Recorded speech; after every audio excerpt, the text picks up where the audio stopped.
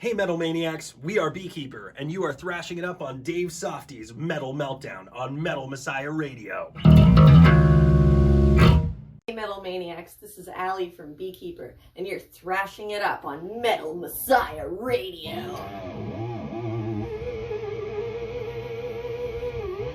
Hey, Dylan Marks here from Beekeeper, and we just wanted to wish Metal Messiah Radio a very happy 13th anniversary. Congratulations, 13 years, that's amazing.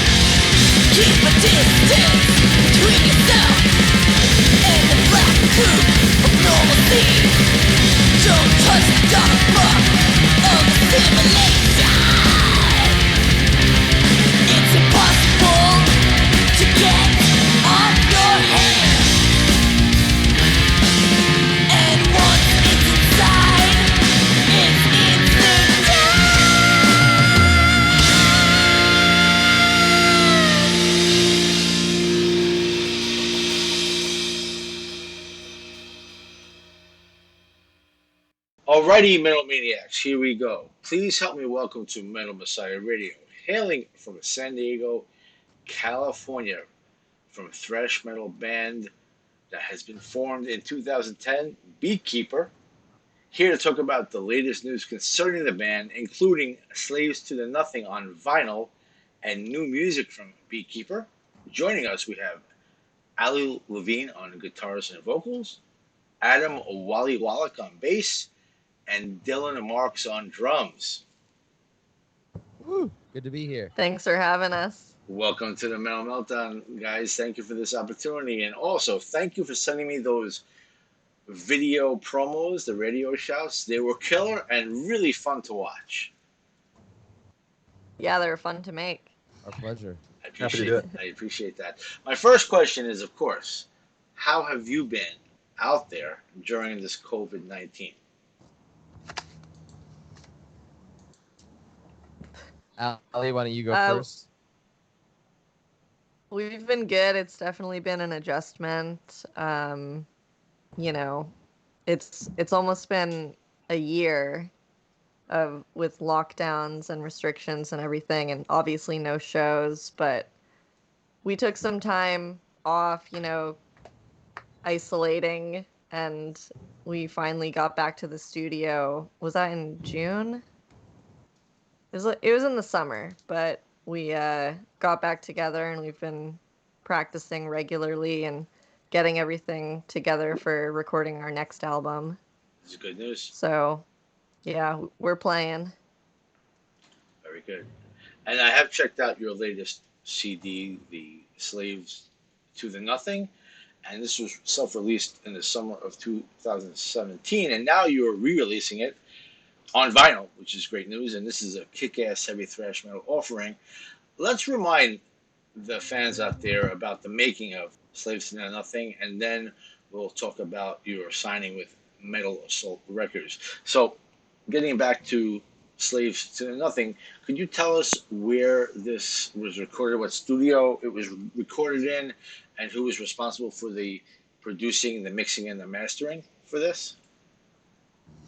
Sure. Slaves to the Nothing was recorded at Audio Design Studios here in San Diego. I recorded us and mixed our record. Yeah, so that's where Slaves to Nothing was originally recorded, and so we get to re-release it now. It was originally mastered by Audio Siege, Brad Boatwright, up in the Pacific Northwest, who's done a bunch of other great records. He did a great job on that album, but now that we're re-releasing it on vinyl, we had it remastered by our friend Nick Townsend, who's a mastering engineer specific to vinyl. And so we really wanted it to translate as accurately as possible moving to the vinyl. And so Nick took care of that for us and made sure that everything that we loved about the original version is going to be there in the vinyl. With all the idiosyncrasies that vinyl brings to the listening experience. Excellent. And I see as of December of 2020, Beekeeper has been signed to Metal Assault Records. And as I mentioned, you are re-releasing Slaves to Nothing on vinyl early in 2021. I noticed on your Facebook that you already have excellent pre-sales. So how is the pre-sales actually working out for you? It's going really well. We have a lot to be thankful for with Metal Assault.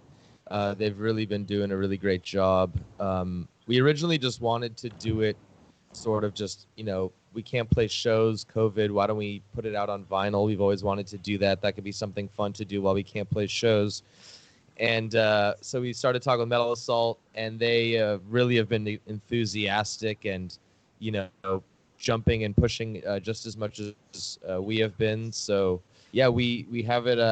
It's going to be coming out May 7th, and we're just extremely excited about it.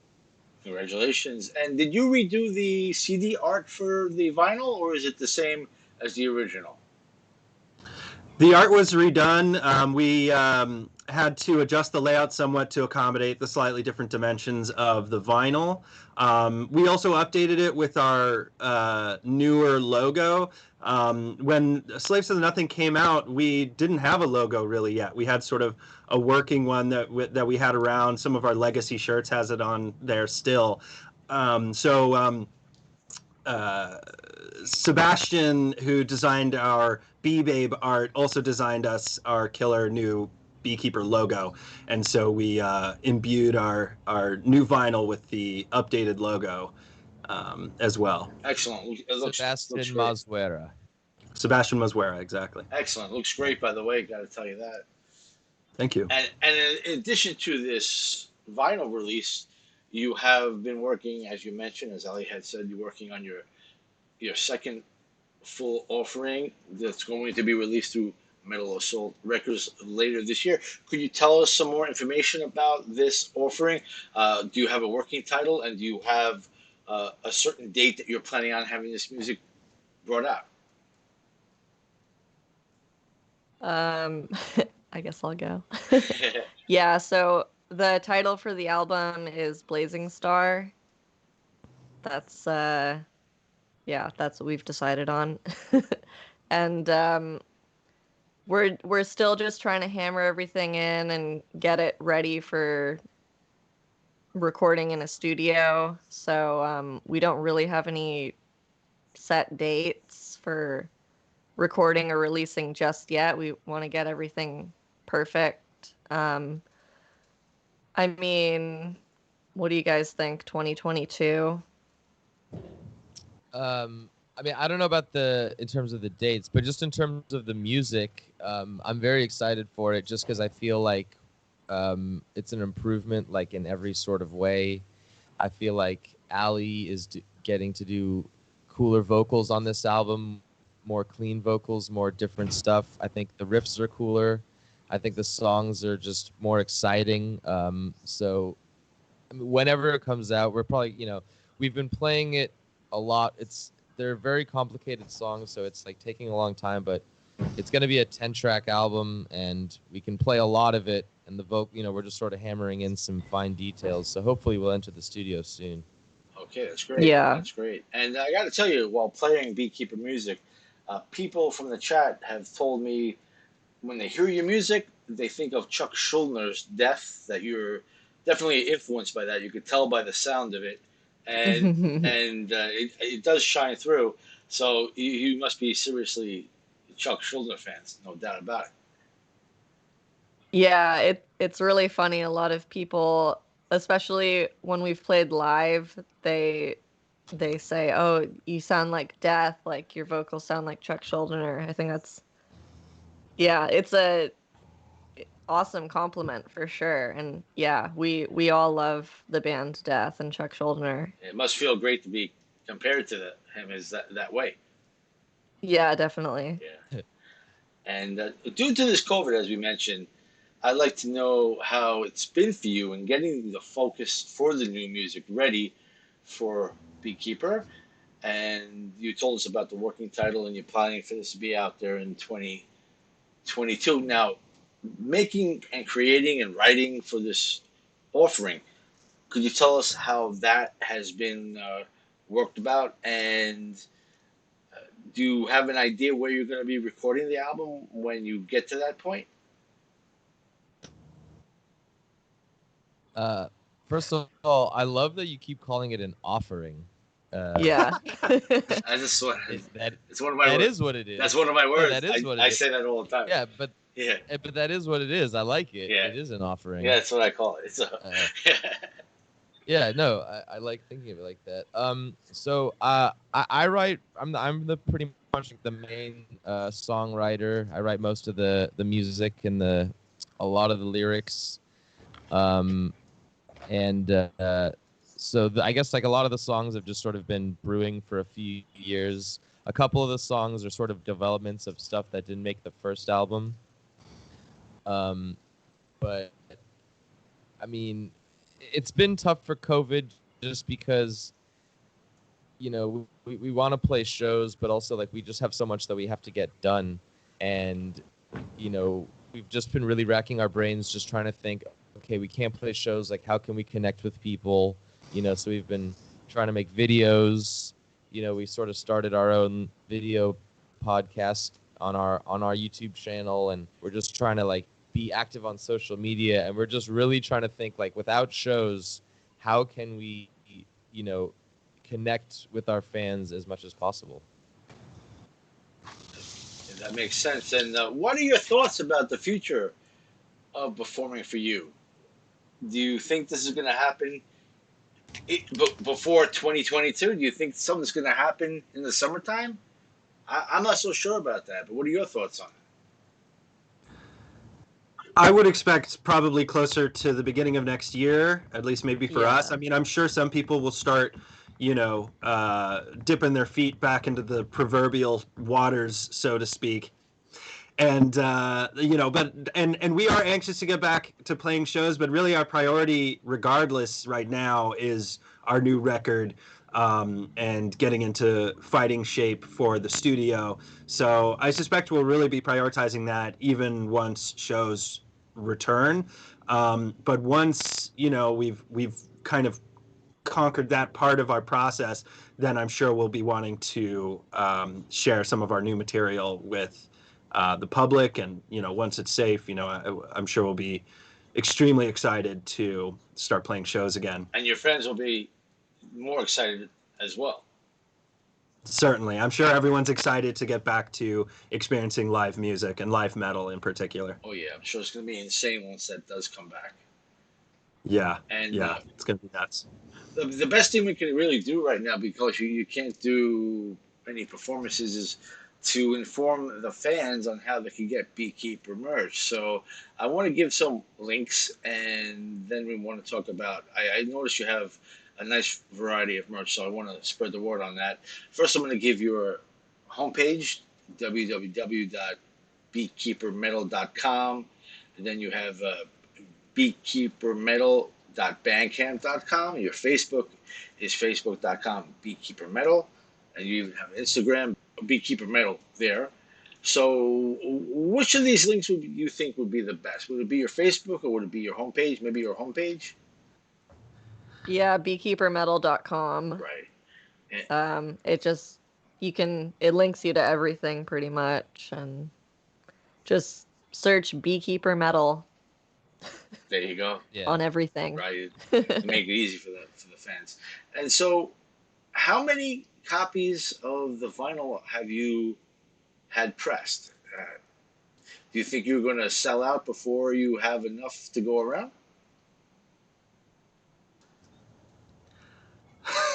Okay, well we're getting 100. So the first run is 100 copies, and we've sold a few on pre-sales, and we've also because Metal Assault has some distribution channels through Europe, so we've sort of had a lot of records also sort of set aside for those sales.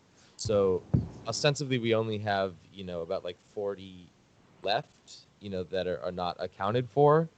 Right. So we still have till May 7th, and it's only been out 3 weeks or so, and we've sold pretty much half are gone. So if we have not sold out by the time they are out, I will be disappointed personally. And I will go into a dark room and go into the fetal position. No, I'm kidding. But I expect they will be gone by the time they're out, and then we actually already have sort of plans for a second pressing, possibly with some different features along the road. So we're already sort of planning for that sellout. Not really counting our chickens before they hatch, but just sort of being ready for what happens. It sounds like you're going in the right direction. Sounds good. Right. I think so too. And please inform the fans on what other merch you have available beyond the vinyl. We got our CD, we got our shirts, we got some leggings. We got a wide variety of different shirts. Check it out. Hats? We don't have any hats at the moment. Sold out of hats. Stickers. Sold out of hats. Stickers, pins. Yeah, stickers, pins. Just check out beekeepermetal.bandcamp.com. You'll see all our cool merch. If you full shirt designs. If you follow us on Bandcamp, then you'll get updates when we put new merch up there. So the best thing to do is to become a follower on our Bandcamp, like a fan, on there, and it'll automatically update you when we put up new merch, which we will be doing soon. We have a bunch of cool stuff in the works. That's good. Now, do you have, or are you planning on having, any Beekeeper face masks? I think we've touched on it, a bit. I'm not opposed to it. Everyone needs face masks now, so why not capitalize on that? Yeah. Free advertising, Beekeeper, and get the mask on. That's it. It will work. Yeah. I know it will work. And you were talking about videos earlier. I want to give your Beekeeper Metal official on YouTube page, and I have noticed a couple of official playthrough videos for Instant Death and Vegeta. Would you like to discuss the making of these official playthrough videos and talk about the plan of making more of these sort of videos, or additional music or lyrical videos? I think we'd like to make more music videos. Our music video, Vargas, came out last year, which is also on our official YouTube. You can check that out. And yeah, in addition to those, we did a couple of playthroughs, as you say. I think we'll continue to do more of those. In a way, I feel like those playthroughs were a little bit a alternative to playing live shows. That was sort of one of our outlets. But it has become a cool way for us to connect and for people to see, how these songs are performed. I mean, we all record them separately. We do multiple angles, and then I cut them all together. As far as the playthroughs are concerned, we record our parts separately. I slice them all together and sync them up to the track. And that's pretty much it. And it kind of looks almost like a Zoom call in a way, the layout of it. But people seem to dig it, and it's fun to do. And it's kind of, just stepping back and being able to watch it from our perspective is fun for us. Hopefully we'll do some more sort of like stylized music videos as well moving forward. And definitely for songs off the new record, off of Blazing Star, we'll be doing a bunch of stuff. Very cool, very cool. Now, I've noticed in the videos I've seen, you look like you're having a lot of fun in doing what you're doing. And that being said, I would imagine that you're all gearheads and would love to talk about your gear. So would you like to talk about your gear? Would love to. Yeah, I had a feeling. Finally, get to the meat and potatoes. Please feel free to mention anything you like about your gear. We'd love to hear it. The fans love to hear about it. I'll go first. I play an Ibanez Xiphos. It's a model that was it created by Muhammad Swiesman, it was for him? Yeah, it was designed for him mm-hmm. from Necrophagist, and it's got the DiMarzio deactivators, passive pickups, and I just really love that guitar. I play a PV 6505 Plus, with a I don't know the name of it. I got a Marshall cab though. I think it's a JCM. Big gearhead here. Yeah. Very cool. No. Anyone else? Yeah, I use ESP LTD 5-string bass with EMGs in there. Thanks to our friend Alex Militich, who hooked me up with those EMGs. And I run that through a dark glass BX7 pedal. And then into my SVT Classic head through the typical Ampeg 8x10 fridge cabinet. That's pretty much it for me. Pretty simple, but it works for our classic thrash sound. Excellent. Dylan, what about you? I am rocking my Pearl Export that I bought with my bar mitzvah money. It still sounds awesome. My favorite cymbals are Meinl Byzance, but they are not all Meinl Byzance. But I have a Meinl Soundcaster ride that they don't make anymore, and it's my prized possession. And then DW 747 Oak sticks. I only play Oak, but these guys are much more gearheads than me. Like I remember we went to NAMM, and they're just like wandering around, like, "Oh, look at that! Oh, look at that! Oh, look at that!" And I'm sort of just trailing like 20 feet behind them, like, yeah, okay, this is like, oh, this is cool, yeah, great. That's good. That's cool. Thank you guys for talking about your gear. I do appreciate that. And I'm curious, what do you do when you're not doing the band? You must have like a regular job. You got to pay your bills. Yeah, we all we all have our jobs. I've been working for this company as a mechanic, boat mechanic since October 2019. And yeah, do some welding on the side. Oh, really? Wow. I'm an audio engineer. I've been doing that for almost 15 years now.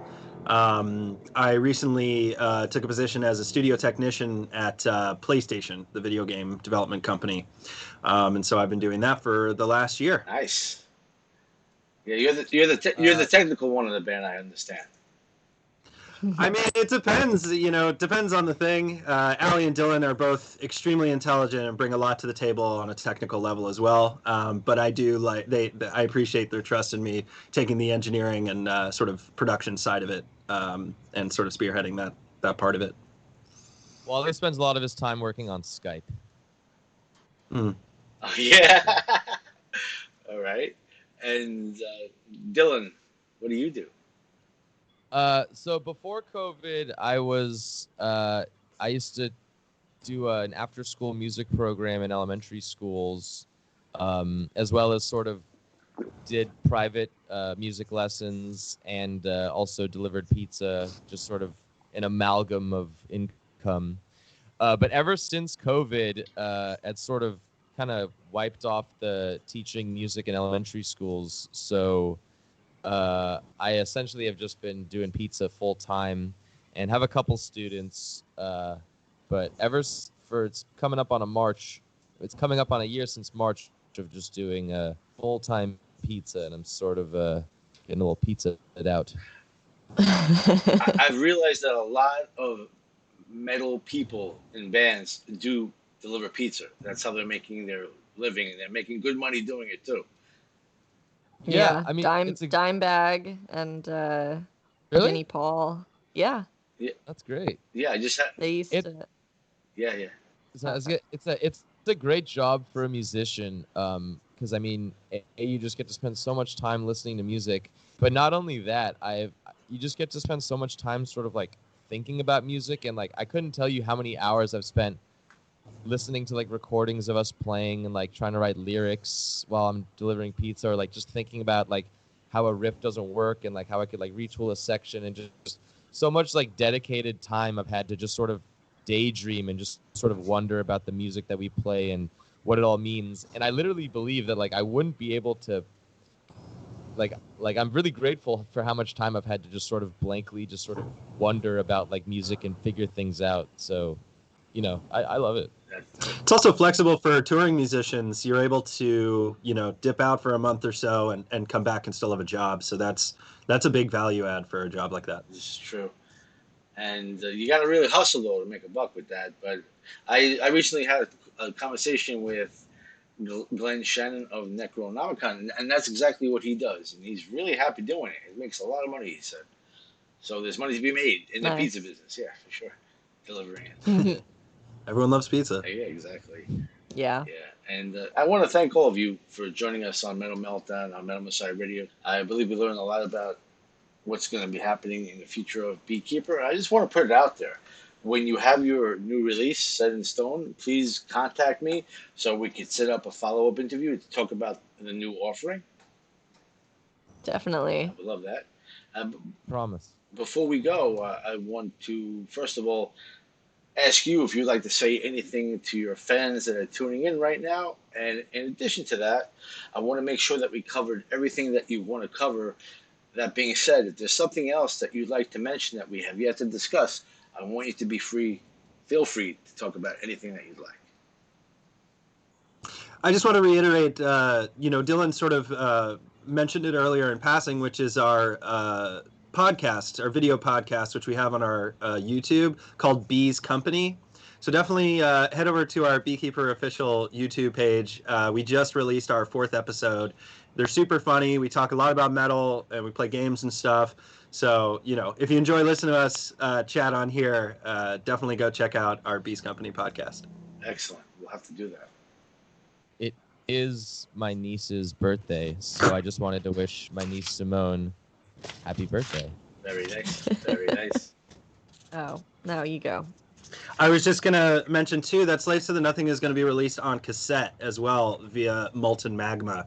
And that's a pretty recent development, but we want to make sure that we mention that as well, that those Slaves to Nothing coming out on vinyl, definitely keep an eye out for that, but also coming out for those people who like to collect cassette tapes.